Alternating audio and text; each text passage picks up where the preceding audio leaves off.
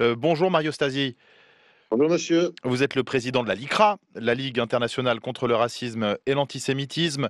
On pensait avoir touché le fond en 2023 avec la flambée de violences racistes et antisémites, notamment après le 7 octobre, plus 30% en un an. Mais non, ça a donc été encore pire en 2024. Oui, ça a été encore pire et ça recoupe les chiffres que nous avons nous aussi à la LICRA lorsque nous accueillons les victimes de racisme et d'antisémitisme, soit en ligne, soit à notre siège, soit dans nos sections. Et on constate aussi, figurez-vous, une hausse, une tendance.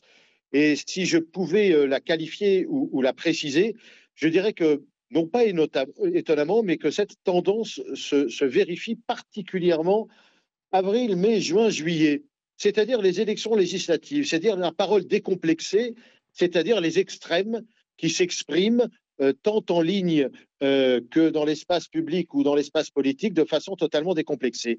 Nos chiffres attestent de ce que ce moment public et politique recoupe une hausse des propos et des actes racistes et antisémites. Je dirais, je souhaitais compléter, que ça se constate particulièrement dans l'espace du travail, Hmm. voisinage et l'espace public, ainsi que sur les réseaux sociaux où là, c'est carrément l'antisémitisme qui augmente. Donc, nos chiffres confirment la Hmm. tendance qui est qualifiée ainsi par le ministère de l'Intérieur. Tout à fait. Que vous semblez donc expliquer en partie par le contexte électoral. Il y a eu des Oui, élections, certes, hein, élections européennes, élections législatives anticipées. Néanmoins, il y a, j'imagine, d'autres facteurs d'explication à tout à cette fait. hausse du nombre d'actes de violence racistes, xénophobes et antisémites. Est-ce que c'est le contexte international qui joue surtout là-dessus ou est-ce qu'il y a d'autres ressorts encore en France, selon vous? Alors, il y a un pic, en effet, je n'ose pas parler d'anniversaire, mais octobre 2024, on voit que dans les déclarations qui sont faites chez nous, Hmm. dans nos locaux, il y a en effet un pic de propos et d'actes racistes et antisémites. Je dirais que c'est quand même une tendance lourde depuis quelques années et que ce qui m'importe, moi, c'est constater que c'est dans le domaine du travail, dans l'espace public, dans le domaine scolaire Hmm. aussi, où ça s'accroît de façon non pas étonnante, mais exponentielle, que le mal s'inscrit. Et donc, formation, éducation, dans le domaine du sport, sport amateur, il y a tout un travail de fond à entreprendre.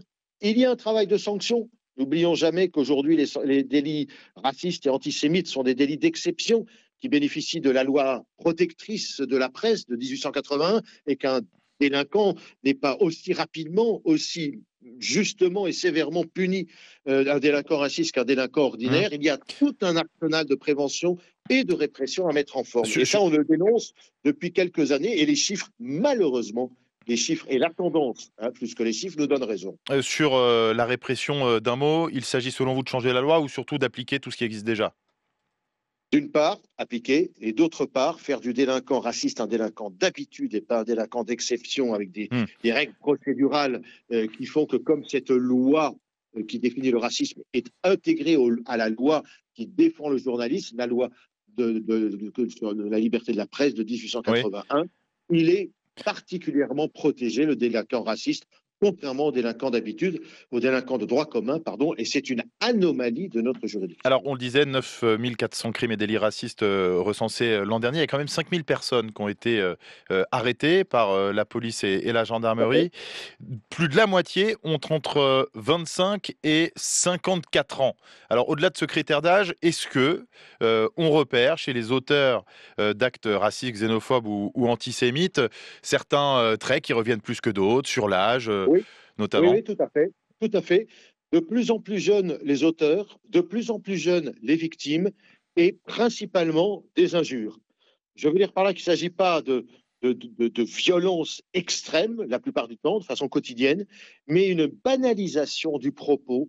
Euh, cette, cette parole, j'aime pas dire la parole libérée, mais cette parole décomplexée, ne faisant plus la part des choses en ce qui est autorisé de ce qui ne l'est pas, dans ce qu'on peut exprimer, et chez les plus jeunes, vers les plus jeunes, y compris à l'école, oui, il y a un Hmm. phénomène et une tendance réelle. J'ajoute, pardon, que l'explication donnée par le ministère de l'Intérieur sur le fait qu'on le déclare plus facilement est un élément tout à fait exact. Hein. Hmm. Ça ne, ça ne donne pas une explication à la tendance, mais il est vrai qu'à chaque fois que l'on accompagne mieux, c'est ce que nous essayons de faire à la LICRA, les victimes, il y a de plus en plus de plaintes et c'est bien normal.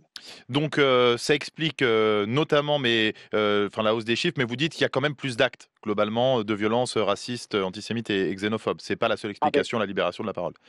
non, Hmm. au-delà des chiffres, c'est comme dans toute chose, c'est la tendance. Et la tendance, depuis plusieurs années, elle est à l'accroissement. Votre journaliste l'a rappelé, en 2 ans, c'est une hausse de plus de 40%.